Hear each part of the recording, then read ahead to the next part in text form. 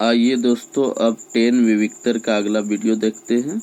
2x² minus 2√2x plus 1 बराबर 0 का विविक्तर और मूल ज्ञात करें।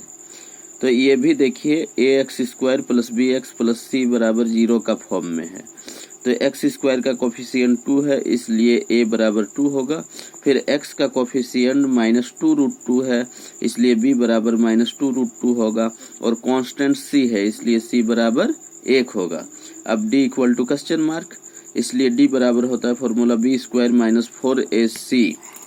b का वैल्यू है माइनस 2√2 का स्क्वायर माइनस 4 इंटू a है 2 और c का वैल्यू 1 है।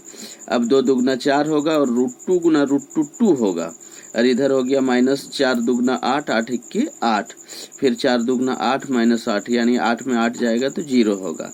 अब यहाँ देख सकते हैं d का वैल्यू 0 है। तो चूंकि d इक्वल टू 0 है, इसलिए इसका दोनों मूल वास्तविक तथा बराबर होगा।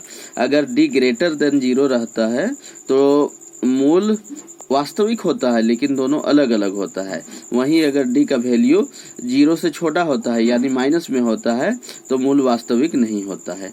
तो यहाँ d बराबर 0 है, यानी इसका दोनों मूल वास्तविक और बराबर होगा। अब x equal to minus B plus minus √d बटा 2 है। अब देख सकते हैं b का वैल्यू है माइनस 2√2 और यहाँ फॉर्मूला में खुद माइनस है, तो माइनस इंटू माइनस प्लस हो जाएगा।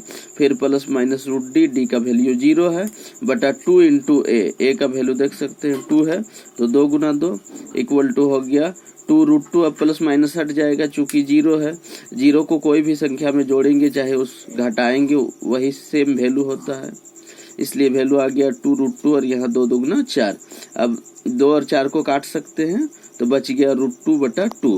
अब √2 लिख दिए, 2 को √2 गुना √2 लिख सकते हैं, चूंकि √2 गुना √2 2 होता है, इसलिए इसको आगे विभाजित करना है तो हम √2 इंटू √2 लिख सकते हैं। तो अब कट गया तो आ गया 1/√2। इस तरह पहला मूल भी हो गया 1/√2 और दूसरा मूल भी हो गया 1/√2। यही इसका दोनों मूल हुआ।